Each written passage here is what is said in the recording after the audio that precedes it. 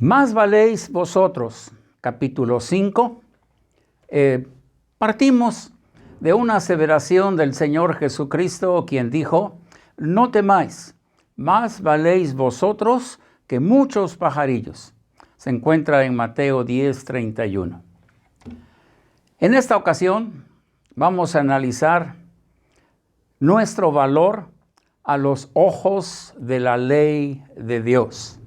Y en este primero de dos temas hablaremos de la precisión de estas leyes.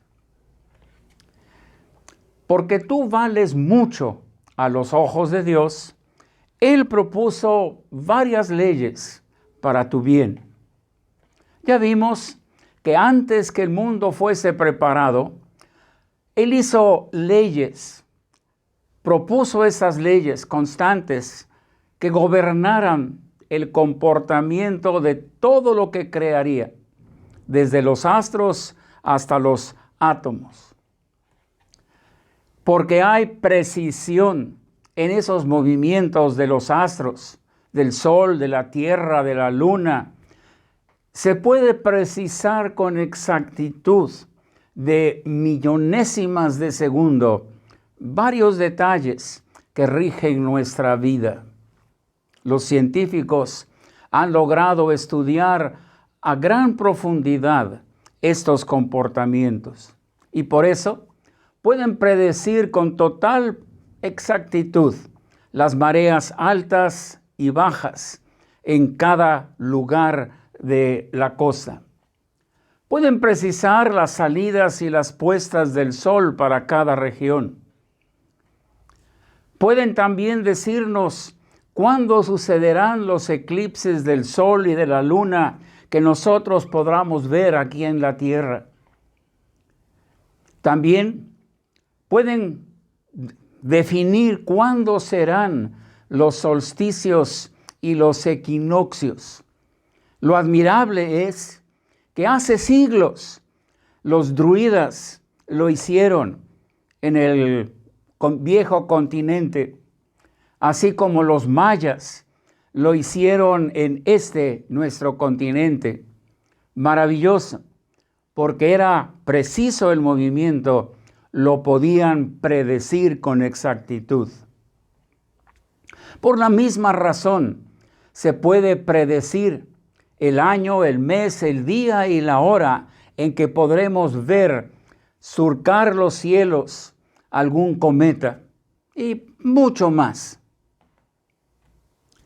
También porque las leyes que gobiernan el comportamiento de los materiales no cambian, el ingeniero puede calcular, diseñar y estar seguro que lo que él construye resistirá, porque sabe que la gravedad no cambiará, la magnitud con que el sol, el calor, hace que se dilaten los materiales, en fin, todo lo puede calcular y estar seguro que lo que construye no se va a caer, no va a tener deformaciones.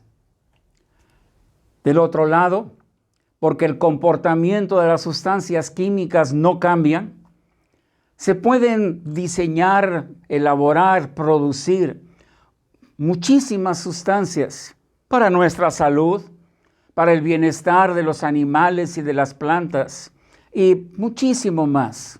Pero pensemos, ¿qué pasaría a la sazón de nuestro mole poblano si no fueran constantes aquellas cosas que se usan para elaborarlo? Gracias a Dios, lo que hizo desde el principio tiene esta idea de precisión y de constancia. Pero ahora pensemos en esto.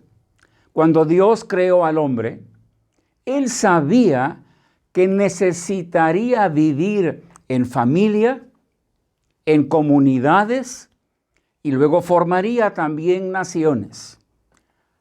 Por eso propuso leyes para una convivencia armónica y productiva. Muchos saben que están escritas en la Biblia, pero tienen que buscarse. tiene que estudiarse, tiene que creerse, tiene que aprenderse y lo importante, tienen que aplicarse. Pero como también Dios le dio al hombre la capacidad de pensar, de proponer, de dirigir y la libertad de decidir, el hombre ha decidido hacer sus propias leyes, estatutos y todo lo necesario para regular la vida en comunidad. ¿Cuáles son los resultados? Discordia, violencia, inseguridad, hogares destruidos, naciones en pugna y, claro, corazones rotos. 3 errores. El primer error, pensar que como todas las leyes, así dicen, tienen sus excepciones, las leyes dadas por Dios también las van a tener.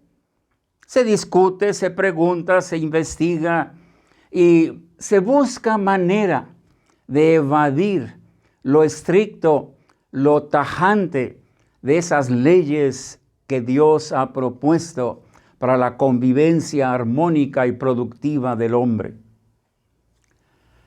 Pero la misma propuesta los condena, pues las leyes de Dios son la excepción de esa regla, que todas las leyes tienen sus excepciones. Y pensemos, aún en muchas que usamos cotidianamente, no se ven cambios. 2 más 2 siempre será 4. 3 por 3 siempre será 9. Ay del contador y del comerciante, si esto variara cada día. Qué triste y qué problemas habría. Ya vimos que las leyes que gobiernan los astros y los átomos, las que gobiernan toda la creación de Dios, son invariantes. Entonces, aceptemos que así también serán las que Dios propuso para la conducta del hombre.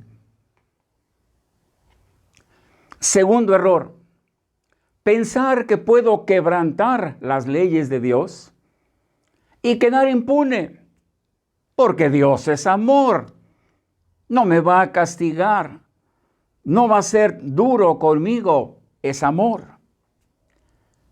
O también pueden pensar que con algún esfuerzo, con alguna ofrenda, con algo que se haga o que se dé, puedo aplacar la ira de Dios. Se olvidan que sus leyes son invariantes y que Dios sí es amor, pero también es justicia y nunca va a cambiar la ley y la sentencia que Él ya decretó. Quien piensa así se olvida que ante la ley de Dios ya hay una sentencia declarada.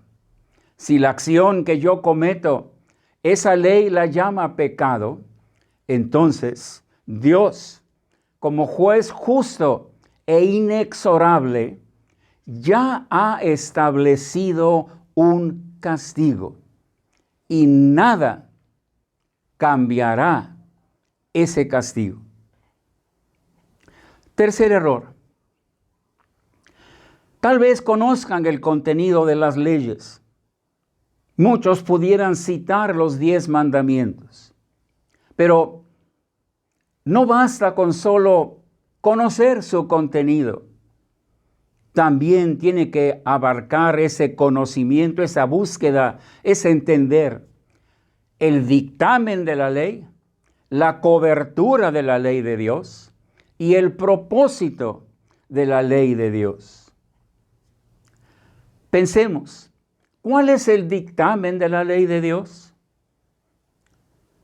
La ley dice, si quebrantas un mandamiento solamente, ya eres culpado de toda la ley. Esto es admirable, porque esos 10 mandamientos del Decálogo están tan bien entretejidos que romper uno lo liga con romper todos los otros 9. Están así entretejidos que no se puede decir quebranto uno y los demás los sigo cumpliendo. Por tanto, a los ojos de Dios, soy pecador, eres pecador.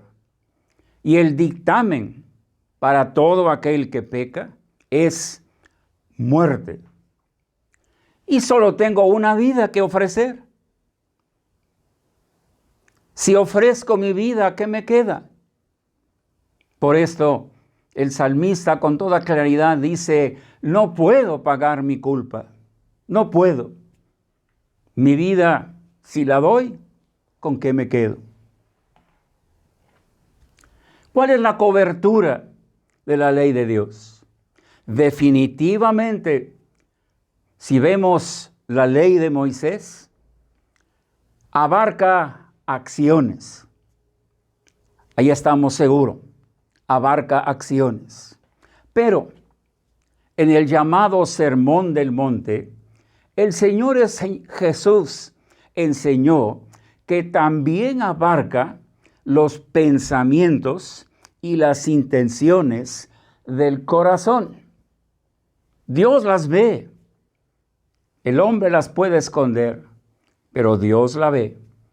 Y Dios juzga desde lo que yo pienso, desde lo que yo propongo en mi corazón, aún antes de hacerlo. Ya soy juzgado por Dios como faltando a su ley. Y esto es pecado. Pero, ¿cuál es el propósito de la ley de Dios? Sí, primero, es señalarme que ante los ojos de Dios soy pecador. Y después, tiene que enseñarme que no puedo hacer nada para cambiar esa sentencia que pesa sobre mí, la muerte. Pero cuando reconozco esas dos cosas, el que soy pecador y que no puedo hacer nada, entonces, si como muchos han hecho, clamo, ¿qué puedo hacer? ¿Qué puedo hacer para ser salvo? Me estoy acercando poco a poco al verdadero propósito de la ley de Dios. Leemos en la Biblia que esa ley tiene como propósito llevarnos a Cristo a fin de que fuésemos justificados por la fe. Gálatas 3:24. Para esto Dios propuso una ley, para que el corazón quebrantado, los ojos comiencen a buscar, el alma clame, ¿qué puedo hacer? Y Dios me señale, ahí está Cristo. Pero al llegar ante la cruz de Cristo, ¿qué he de hacer? Primero, como el publicano en Lucas 18:13, debo golpear mi pecho y clamar de lo más profundo de mi corazón, Dios, sé propicio a mí, pecador. Así clamó el publicano. Y así dijo el Señor Jesucristo, que Él fue a su casa justificado. Después, debo de creer que la sangre de Cristo vertida en la cruz por ti es el precio necesario para rescatarte de la muerte. Él murió para que ya tú no mueras. Él llevó el castigo de la muerte para que tú quedes absuelto. Tienes que creerlo. Y después, que esa misma sangre tiene la virtud suficiente para transformarte y hacerte una nueva criatura, una que pueda vencer al pecado. la sangre de Cristo.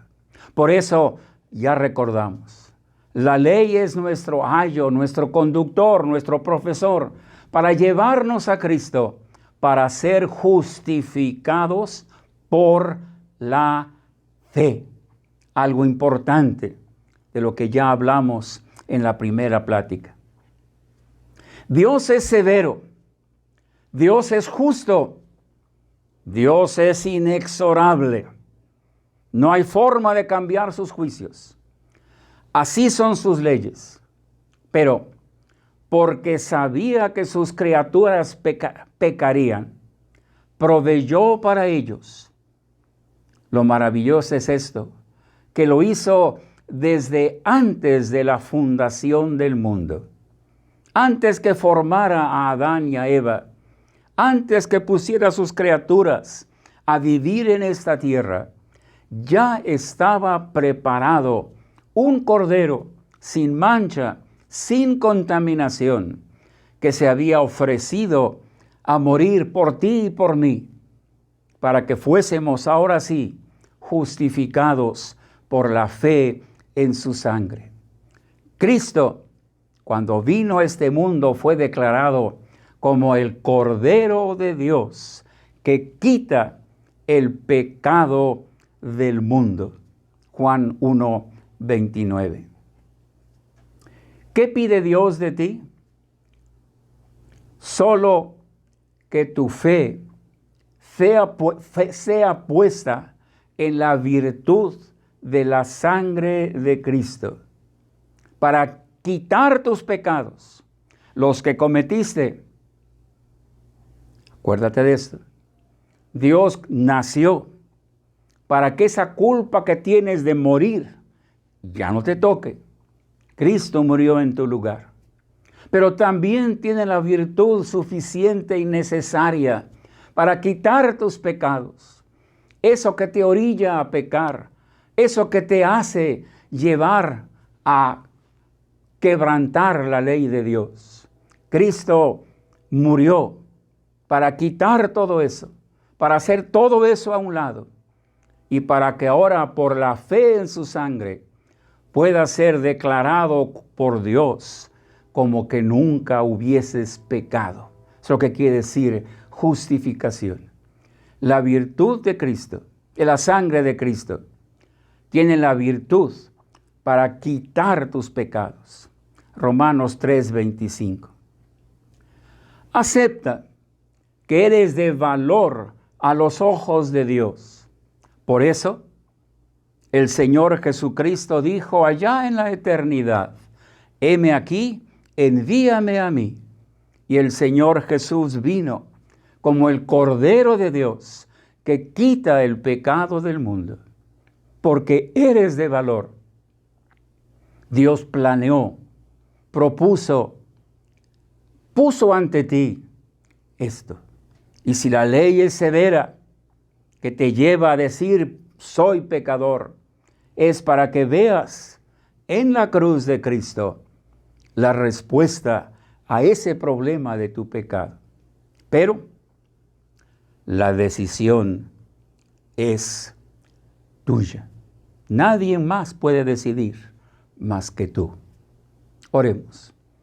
Dios nuestro, gracias, porque sí, no pudiste hacer otra cosa más que presentar leyes justas, leyes claras, leyes severas de un juez justo e inexorable, pero también porque sabías lo difícil que sería que nosotros, como mortales, cumpliésemos cada una de ellas.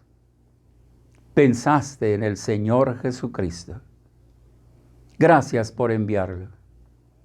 Gracias porque por su sangre, por la sangre vertida en la cruz por nosotros, nuestros pecados pueden ser borrados y podemos ser transformados en nuevas criaturas, libres del pecado, siendo más que vencedores por la fe en aquel que murió y dio su vida para quitar los pecados. Por estas verdades, Padre, ensalzamos tu nombre. Tan solo rogamos que las hagas claras a nuestros ojos y que haya decisiones firmes, invariantes, completas, que nacen de un corazón compungido de vivir solo para aquel quien murió por nosotros. Este es nuestro ruego, Padre, que traemos ante ti en el nombre del Señor Jesús. Amén.